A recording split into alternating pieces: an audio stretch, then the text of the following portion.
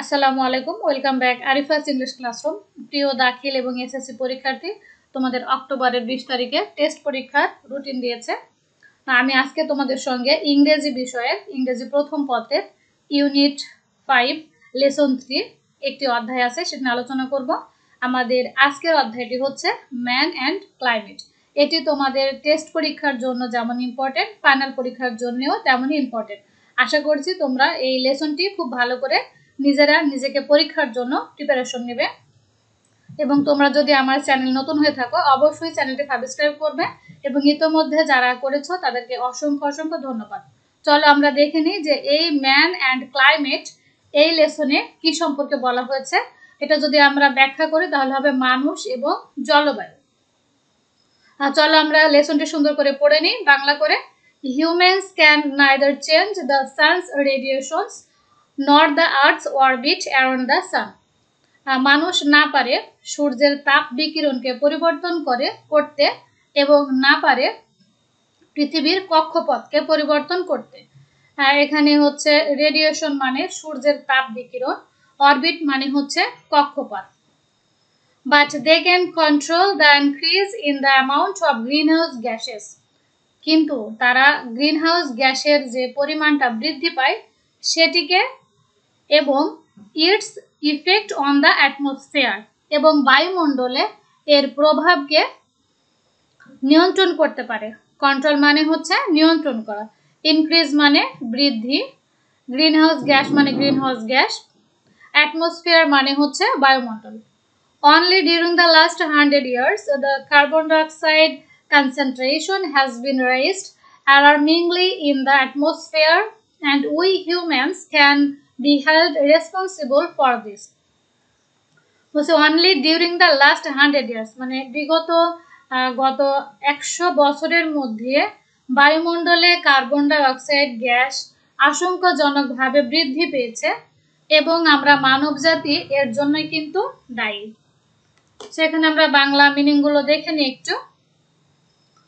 Carbon die oxide এটা গ্যাসের নাম, কনসেন্ট্রেশন মানে ঘনীভূত হওয়া, হ্যাজ বিন রেইজড অ্যালার্মিংলি মানে হচ্ছে আশঙ্কাজনকভাবে বৃদ্ধি পেয়েছে, অ্যালার্মিংলি মানে হচ্ছে আশঙ্কাজনকভাবে এবং রেইজড মানে বৃদ্ধি পাওয়া, রেসপন্সিবল মানে হচ্ছে দায়ী। The main causes of the increase in carbon dioxide level in the atmosphere is the burning of fossil fuels. আর এই কার্বন ডাই অক্সাইড গ্যাসটা যে বায়ুমণ্ডলে বৃদ্ধি পাচ্ছে তার প্রধান কারণই হচ্ছে জীবাশ্ম জ্বালানি পোড়ানো বা দহন। Since the end of the 19th century, গত 19 শতকের শেষ হতে industrial activities increased rapidly, giving rise to manufactories. যে শিল্প ইন্ডাস্ট্রিগুলো, এখানে যে কর্মকাণ্ডগুলো দ্রুত হারে বৃদ্ধি পেয়েছে এবং এই কল কারখানাগুলো কিন্তু গড়ে উঠছে, এই প্রবণতাটা দেখা যাচ্ছে। ইন্ডাস্ট্রিয়াল মানে তোমার শিল্প কারখানা, আর অ্যাক্টিভিটিস মানে কর্মকাণ্ড, র্যাপিডলি মানে খুব দ্রুত। দিস ফ্যাক্টরিজ রিকোয়ার্ড এনার্জি, আর এই যে কল কারখানাগুলো তৈরি হচ্ছে এর জন্য কি দরকার? শক্তি দরকার। রিকোয়ার্ড মানে প্রয়োজন, এনার্জি মানে হচ্ছে শক্তি। Which was produced through the combustion of coal. আর এটা কিন্তু আমাদের কি হচ্ছে, কাম্বাশন মানে হচ্ছে তোমার দহন বা পোড়ানো, আর এটা হচ্ছে কয়লা পোড়ানোর মাধ্যমে কিন্তু এই শক্তিটি উৎপাদন হচ্ছে। প্রডিউস মানে হচ্ছে উৎপাদন হওয়া। Besides coal, কয়লা ছাড়াও other sources of energy such as mineral oil and natural gas were also burned to heat our houses, run cars and airplanes, on to produce electricity. বিদ্যুৎ উৎপাদন, বাস, কার এবং এরোপ্লেন এগুলোর চালনা শক্তি এবং আমাদের বাড়িঘরগুলোকে উষ্ণ করার জন্য কিন্তু এখন ব্যবহৃত হচ্ছে প্রাকৃতিক গ্যাস এবং খনিজ পদার্থ। এটি হচ্ছে শক্তির অন্যান্য উৎস। সোর্সেস মানে হচ্ছে উৎস, মিনারেল অয়েল মানে খনিজ পদার্থ, বার্নড মানে হচ্ছে পোড়ানো। নাওয়াডেজ বর্তমানে about 85 million barrels of crude oil are burned daily, বর্তমানে প্রতিদিন 85 মিলিয়ন ব্যারেল অপরিশোধিত তেলটি ব্যবহৃত হচ্ছে বা পোড়ানো হচ্ছে। এখানে ক্রুড অয়েল মানে হচ্ছে অপরিশোধিত তেল। এভরি টাইম আ ফসিল র ম্যাটেরিয়াল ইজ বার্নড, এই যে প্রত্যেকবার যে জীবাশ্ম যে অপরিশোধিত পদার্থটি পোড়ানো হয়, it releases carbon dioxide into the air, আর এটি বাতাসে কার্বন ডাই অক্সাইডকে রিলিজ করে মানে মুক্ত করে বা নিঃসরণ করে।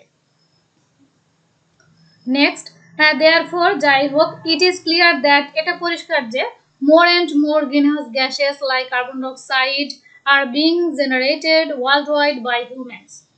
বলছে এটা এখন পরিষ্কার যে এই যে কার্বন ডাইঅক্সাইড গ্যাসটি, গ্রিনহাউস গ্যাসটি বৃদ্ধি পাচ্ছে, এটি কিন্তু অ্যাকচুয়ালি পৃথিবী ব্যাপী বৃদ্ধি পাচ্ছে, আর এর জন্য কিন্তু মানুষই দায়ী এবং মানুষই কিন্তু এটা জেনারেট করছে বা উৎপাদন করছে। মোরওভার, অধিকন্তু, we are also strengthening the greenhouse effect by deforestation. আমরা কি করছি, গাছ কেটে ফেলার পরে, বন নিধন করার পরে আমরা কিন্তু এই যে গ্রিনহাউস গ্যাসটাকে আরো শক্তিশালী করছি। স্ট্রেংথেনিং মানে শক্তিশালী করা। কিভাবে? Which means cutting down trees. আর এই ডিফরেস্টেশন মানে হচ্ছে বন নিধন, যাকে এক কথায় বলা হয় গাছ কেটে ফেলা। Every year, enormous areas of forest are destroyed by people to obtain wood and to clear regions for mining and to create pastures. এখানে pastures মানে হচ্ছে তৃণভূমি। সো তৃণভূমি তৈরি করার জন্য বা সৃষ্টি করার জন্য, আর মাইনিং মানে হচ্ছে খনি, মানে যে খনির যে চারপাশটা পরিষ্কার করতে হয়, রিজিয়ন মানে হচ্ছে পরিষ্কার করা, এগুলো পরিষ্কার করার জন্য এবং কাঠ সংগ্রহ করার জন্য মূলত কিন্তু মানুষজন বন জঙ্গল ডিস্ট্রয়েড করছে, মানে ধ্বংস করছে ব্যাপক হারে প্রত্যেকটা বছর। This loss of the forest causes dual problems, আর এই যে বন নিধন করার ফলে দুটো সমস্যা তৈরি হচ্ছে। ডুয়াল মানে দ্বৈত বা দুটো। Trees that R burned up release large volumes of carbon dioxide gas into the air. গাছ পোড়ানোর ফলে কি হচ্ছে, প্রচুর পরিমাণে কার্বন ডাই অক্সাইড কিন্তু বায়ুমণ্ডলে মিশে যাচ্ছে। অন দ্য আদার হ্যান্ড, অপর প্রান্তে, as forest absorbed a lot of carbon dioxide from the air and deliver oxygen instead. So বায়ুমণ্ডলের এই যে গাছগুলো যে থাকে, আমাদের যে বন জঙ্গল, এগুলো অ্যাবসর্ব করে। অ্যাবজর্ব মানে কি? অ্যাবজর্ব মানে হচ্ছে শোষণ করা। প্রচুর পরিমাণে কার্বন ডাই অক্সাইড শোষণ করে নেয় বাতাস থেকে। অ্যান্ড ডেলিভার মানে প্রদান করে। কি প্রদান করে? এর পরিবর্তে অক্সিজেন প্রদান করে। ইনস্টেড মানে পরিবর্তে। So we also destroy an important storehouse of carbon dioxide when we clear forest. So সুতরাং আমরা যখন বন জঙ্গল পরিষ্কার করে ফেলি বা কেটে ফেলি, তখন কিন্তু আমরা একটা স্টোর হাউস মানে খুবই একটা বড় গুরুত্বপূর্ণ ইম্পর্টেন্ট আমাদের একটা কিন্তু ভান্ডার, যেটা আমরা কার্বন ডাইঅক্সাইডের ভান্ডারটাকে আমরা ধ্বংস করে ফেলি। সো এই প্যাসেজটি তোমাদের অনেক পরীক্ষাতে আসছে বিগত সালের, দেখবে তোমরা মিলায়ে। আশা করছি এটা তোমাদের জন্য অনেকটাই গুরুত্বপূর্ণ আছে। প্যাসেজটি সুন্দর করে পড়ে নিও। আজকে এখানে শেষ করব। সবাই ভালো থাকবে, সুস্থ থাকবে এবং মনোযোগ দিয়ে লেখাপড়া করবে। নেক্সটে দেখা হবে অন্য কোনো ভিডিও নিয়ে। সে পর্যন্ত সবাই ভালো থাকো, সুস্থ থাকো। আসসালামু আলাইকুম।